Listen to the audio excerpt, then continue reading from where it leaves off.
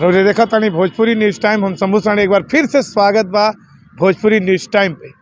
क्योंकि उत्तर प्रदेश के राजनीति में एक बार फिर से सियासी भूचाल बा।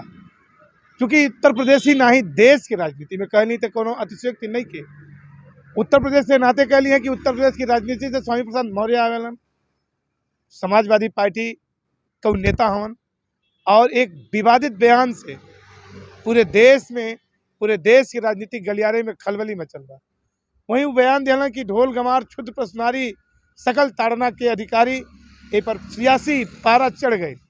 जब जब प्रदेश में चुनाव होकेला तो कुछ न कुछ ऐसा स्टैंड हो जाला। अब होकर तर्क तमाम तरह से तमाम पार्टी के लोग देता, चाहे वो कोनो समाज के लोगों का है। वहीं एक नया स्टैंड, एक नया कार्ड खेल गईलन आरएसएस प्रमुख मोहन भागवत।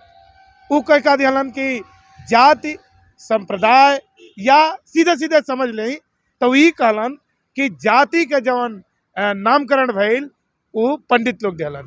तो यहाँ तमाम लोग के भी एक ऐसे आहत भी भइल हुई, पंडित समाज जे हुई ऐसे आहत भी भइल हुई कि का सिर्फ और सिर्फ ये जाति के बांटले का अधिकार सिर्फ पंडित के रहल। तो ए पर भी घमासान मचल बा।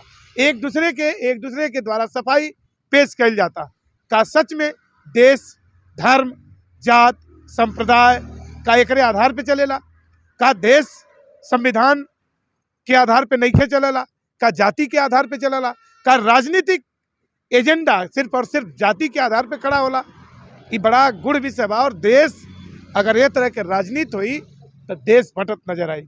जाति में, धर्म में, संप्रदाय में, केहू सनातन धर्म पे टिप्पणी, केहू जाति पे टिप्पणी, केहू आगड़े पे टिप्पणी, केहू पिछड़े पे टिप्पणी।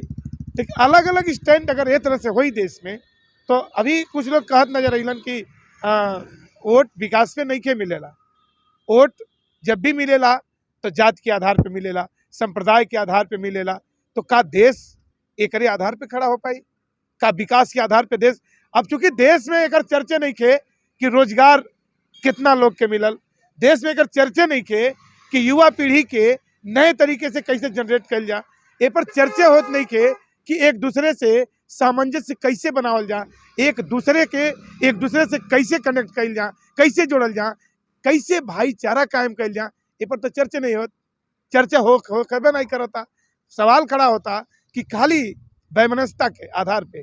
अब चूंकि केहू पिछड़ी के राजनीति करता, केहू सवर्ण के राजनीति करता, केहू दलित के राजनीति करता, तो देश में ही देश के प्रति, देश के विनाश के प्रति ले जाई अगर ये तरह की राजनीति हुई। क्योंकि अब तो नया समय है।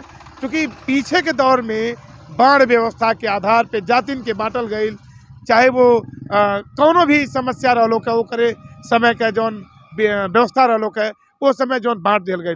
लेकिन अब भारत जहाँ 21वीं सदी में जिया था, जहाँ भारत के लोग विकास के तेजी से विकास के पहिया पे गतिमान होता ना, वहाँ फिर हम पीछे बैग जाके जात काट खेल करके समाज के अगड़े और पिछड़े में बांट के लड़ा के अगर हम ऐसा करब तो देश विकास नहीं के विनाश की तरफ जाए।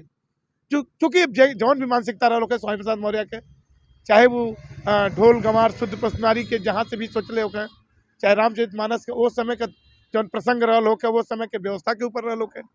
लेकिन अब तर्क भी दिया था कि नहीं, एक पर तमाम पंडित लोग आके तर्क भी दियालन कि ताड़ना माने देखल होला, ताड़ना माने एक ताड़ना माने होला कि उनके पूरी तरह से पीटल जा, मारल जा, दबावल जा, कुचलल जा।